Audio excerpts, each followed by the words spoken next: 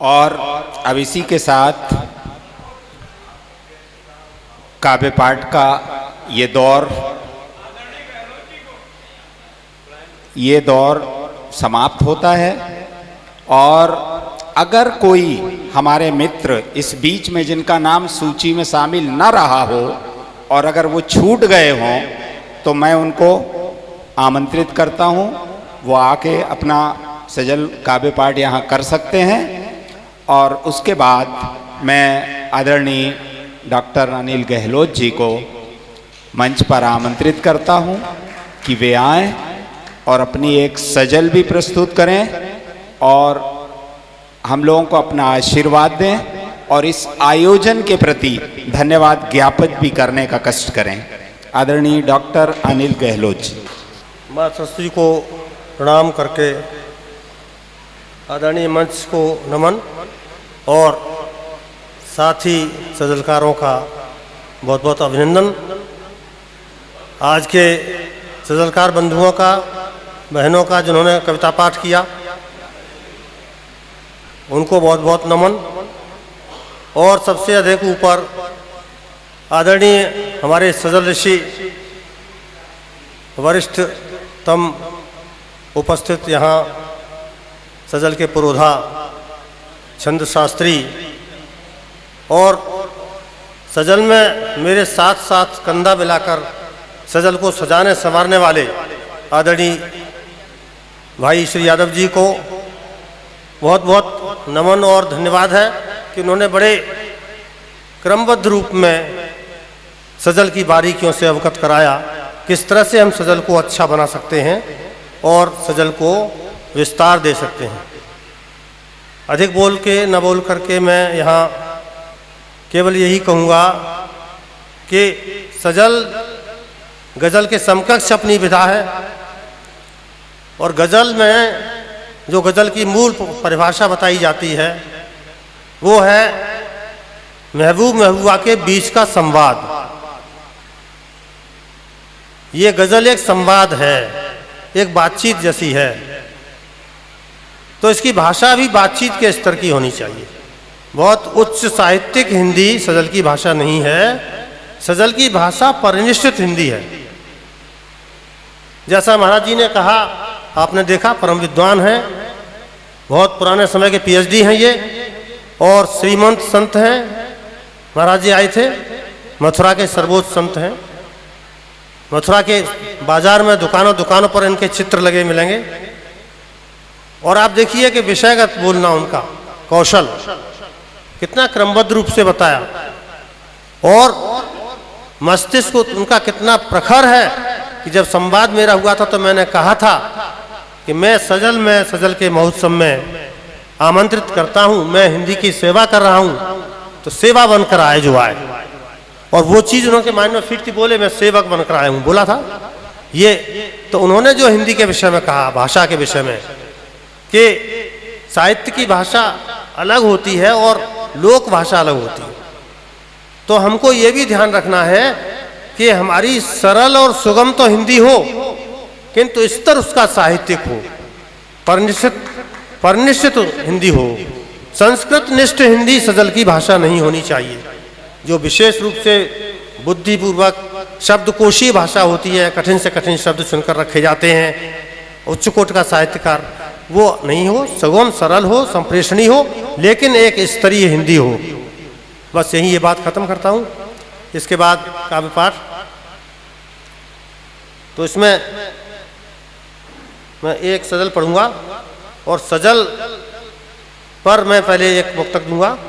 लिखें कोई सजल जो आग पानी में लगाती हो, लिखें कोई सजल जो आग पानी में लगाती हो, पड़े जो नींद में सोए उन्हें बढ़कर जगाती हो, पड़े जो नींद में सोए उन्हें बढ़कर जगाती हो।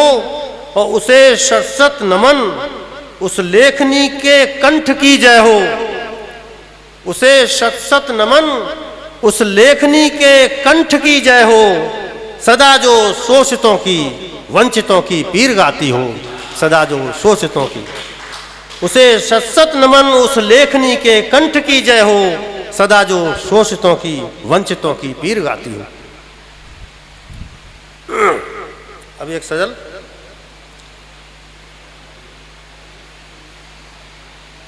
भाषा की बात हुई थी, उसमें हमें यद्यपि ये प्रयास रखना है कि हमारी सजल की भाषा हिंदी ही हो, किंतु ये पूरा दुराग्रह भी नहीं होना चाहिए।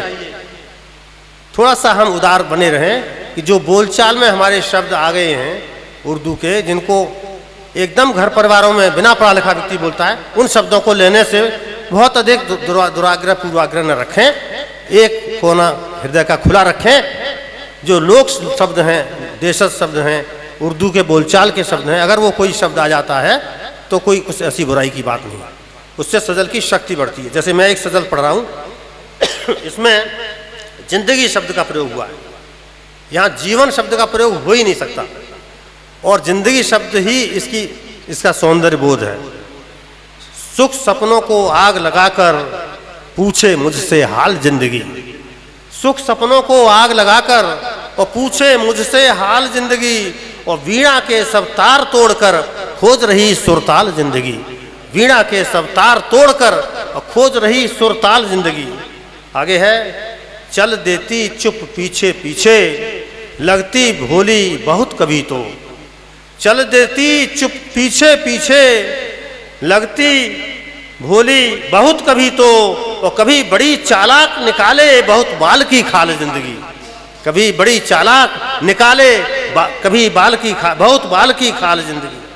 अगला पदिक है, सच के मोती नहीं दिखाती देने वाली नहीं सहज कुछ। जिंदगी में सब कुछ सहजता से नहीं मिलता है। परिश्रम, श्रम, लगन, दृढ़ प्रतिज्ञता और कठिन परिश्रम, ये तो सच के मोती नहीं दिखाती और देने वाली नहीं सहज कुछ, और झूठे रंग भरे सपनों की लगती है टकसाल जिंदगी, झूठे रंग भरे सपनों की लगती है टकसाल जिंदगी। अगला पदिक है, छोटे छोटे जाले बुनकर, छोटे छोटे जाले बुनकर मकड़ी सी उलझी रहती है, छोटे छोटे जाले बुनकर और मकड़ी सी उलझी रहती है, नहीं बड़ा कुछ करने वाली और व्यर्थ बजाती गाल जिंदगी, नहीं बड़ा कुछ करने वाली और व्यर्थ बजाती गाल जिंदगी। अगला पदिक है, हम जी चुराते हैं श्रम से और मिलते हैं कि पका पकाया मिल जाए, ये मानव स्वभाव है। इस पर लिखा है कि सदा चुराती रहती है जी बाग सींचने से तो अपना, सदा चुराती रहती है जी बाग सींचने से तो अपना, और लदे पके फल देख लपक कर लगे हिलाने डाल जिंदगी, लदे पके फल देख लपक कर लगे हिलाने डाल जिंदगी। अपने ही देते हैं धोखे, अपने ही देते हैं धोखे बनकर सगे साथ चलते जो, अपने ही देते हैं धोखे बनकर सगे साथ चलते जो, और दुनिया का यह रंग देखकर लगती व्यर्थ बवाल जिंदगी, दुनिया का यह रंग देखकर लगती व्यर्थ बवाल जिंदगी।